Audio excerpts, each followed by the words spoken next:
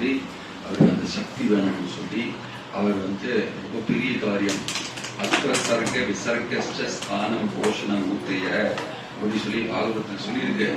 பகவான் வந்து சர்க்கா அந்த சிருஷ்டி செய்வாரு, முதல் சிருஷ்டி.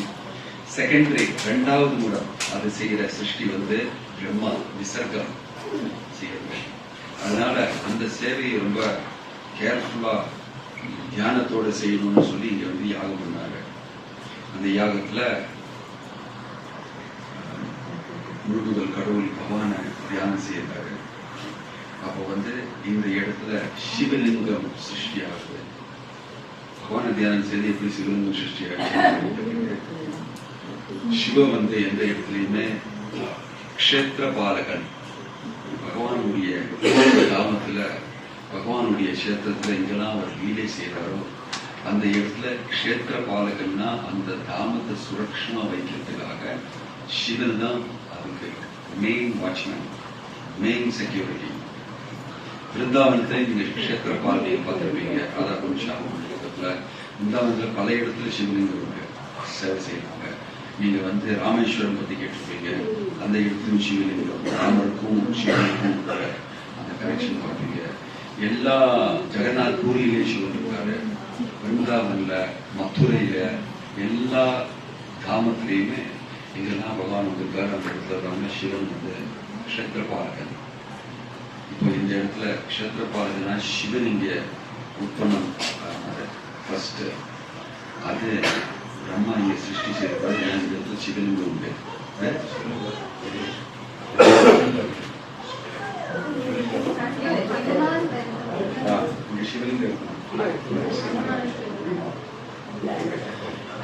இந்த இடத்துல சிவலிங்கம் உற்பத்தம். அப்புறம் இங்க இந்த இடத்துல சித்திரகூடம் நான் சொன்னேன்ல, இந்த இடத்துல வந்து சீதாவும் ராமாவும் இந்த இடத்துல ஃபுல்லா இந்த வனத்துல பல இடம் ரொம்ப நல்லா இருக்கும் பார்க்கறதுக்கு. இந்த இடத்துல இந்த இடம் வந்து ரொம்ப ஸ்பெஷல். ஸ்பட்டிக ஷீலான்னு சொல்லி இந்த இடத்துல அவங்க ரெண்டு பேரும் இந்த இடத்துல பல இடத்துல இந்த மண்டாக்கினி நதியோடைய கிணறுல பல இடத்துல வந்து பல தடவை வந்து இருந்து பேசி பல லீலைகளை தான் செய்திருக்காங்க. இந்த இடத்துல ஒரு தடவை பூஜாரிக்கு சொன்னாரு, வெரிஃபை பண்றதுக்காக கேட்டோம். இந்த இடத்துல ஒரு தடவை ராமர் வந்து இந்த காட்டுல இருக்கிற பூக்கள் அதெல்லாம் எடுத்து சீதாவை அலங்காரம், சீதாவே ரொம்ப பிரேமத்தோட ரொம்ப அஃபெக்ஷனோட சீதாவை இங்கே உட்காந்து அலங்காரம், வேற யாருமே இல்லையே கம்ப்ளீட்டா ஃபாரஸ்ட்னு சொல்லி அவர் வந்து சீதாவை அலங்காரம் பண்ணாரு. அந்த அலங்காரம் பார்க்கறதுக்கு வந்து ஜெயந்தன் சொல்லி இந்திரனுடைய மகன் அதை வந்து பார்த்து இவர் தான் பெரிய ராமராஜ, ஏன் வந்து ஒரு பொம்பளை வந்து அலங்காரம் பண்ணிட்டு இருக்காரு, இதுதான் முழுமுதல் கடவுளா அப்படின்னு சொல்லி அவருக்கு மனசுல ஒரு தோணி அவர் ஒரு காக்காவா வர்றாரு. காக்காவை வந்து சடன் அந்த பிரைவசியில வேற அருமை இல்லைன்னு சொன்னேன். அந்த இடத்துல காக்காவை வந்து சீதாவோட காலை கொஞ்சம் கொத்தி சீதா வந்து அது நடுக்கி இருக்கு. ராமர் வந்து அந்த காக்காவை பார்க்க, ராமருடைய பிரைவேட் பாஸ்டைம், ராமர் முழுமுதல் கடவுளுடைய அவதாரம். அவர் வந்து இந்த லீலை பண்ணும்போது நடுவில் வந்து இன்டர்வியூ பண்றாரு. யாரு? ஜெயந்தா, இந்திரனுடைய மகன். என்ன தைரியம் இருக்கணும்னு சொல்லி பகவானுக்கு பயங்கரமா கோபம் வந்துருச்சு. நான் பிரைவேட்டா ஒரு இடத்துல சீதா என்னுடைய சக்தி உங்களோட நான் வந்து ஒரு சின்னதா ஒரு இன்டிமேட்டா வெளியிட பண்ணிட்டு இருக்கும் போது நீ வந்து இன்டர்வியூ பண்றேன்னு சொல்லும்போது அவருக்கு கோபம் வந்து அவர் வந்து ஒரு சொல்றாரு ஒரு இது அந்த காக்கை படத்து பார்த்தீங்களா, அந்த ஜெயந்தா வந்து அந்த காக்கையோட ரூபத்துல பறந்து பயந்து ஓடுறாரு. அந்த ஆரோ பின்னாலே வந்துட்டு போய் நாரத மணி பக்கத்துல விடுறாரு.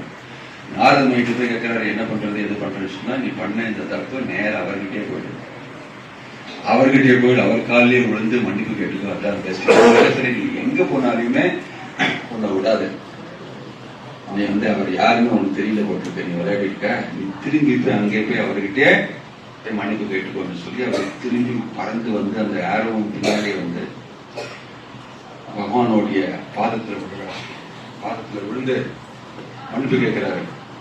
நான் முதல் தடவை வந்தது உங்களுடைய பிரபாவம் என்ன, நீங்க யாரு சொல்லி தெரிஞ்சுக்கலாம்னு சொல்லி வந்தேன்.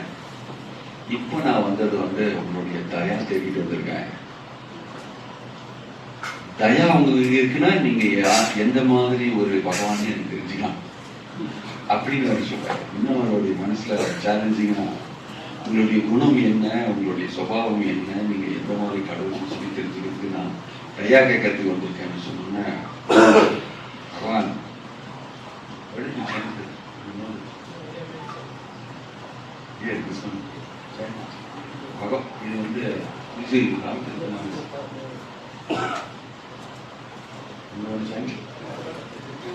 இது அங்க எழுதியிருக்கு. அதெல்லாம் அந்த துளசி ராமச்சரித மானஸ்ல இருந்து அந்த கூட்டுல ரொம்ப ஸ்வீட்டா இருந்தது கேட்கறதுக்கு.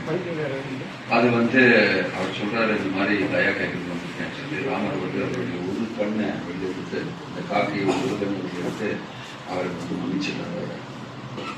Forgive that Jayanta. இந்த லீலை இந்த இடத்துல நடந்தது. சீதாவும் காக்கையும்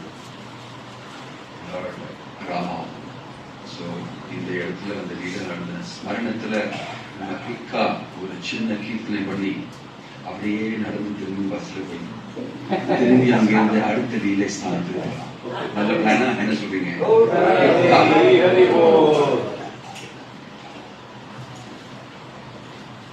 Guru, you want to read? You know? Yes. Read. Yes. Buddha Karmacharit Palo Pao Pao Pao Prabhu Vai Saran Saravati Alo Suni Pipalo Eti Bani Ek Nayan Kori Daja Bhavani. आप बताइए, आप जानते हैं बहुत मधुर सुंदर, आप बताइए।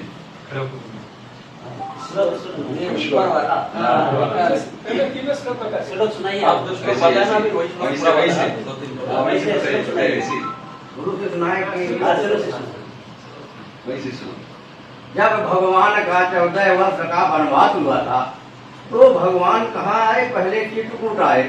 हमने बता दिया पूरा कहानी। आप जो बताए हम बताए, हम तमिल भाषा में हम बता दिया। जो कविता है, जो श्लोक है वो बताने के लिए बोलिए। इसको भी बताना है।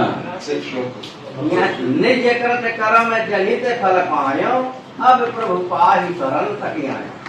सुनी कृपाल यति आरत बानी, और एक नयन कर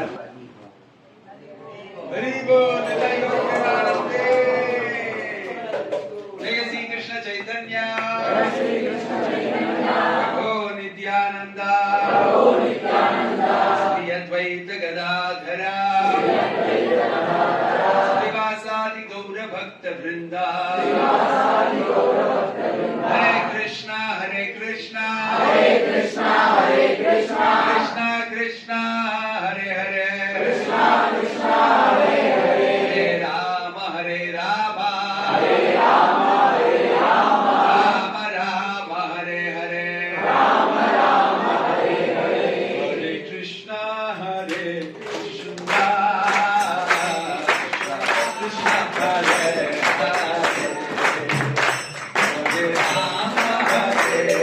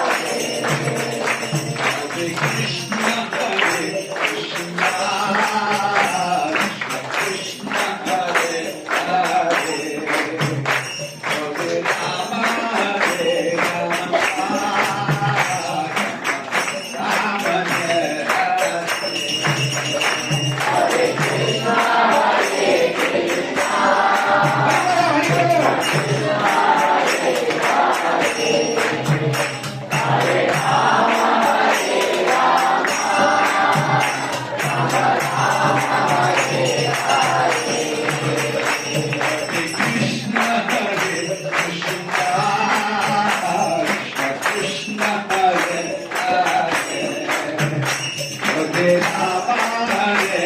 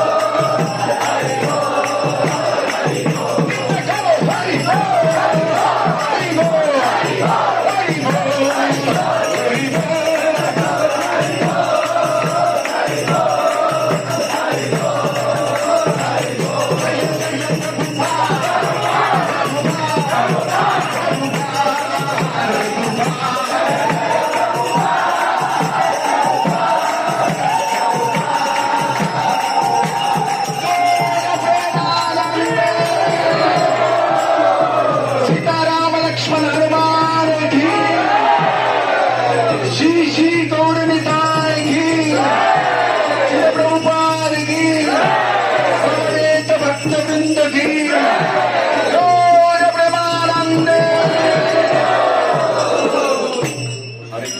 महाराज की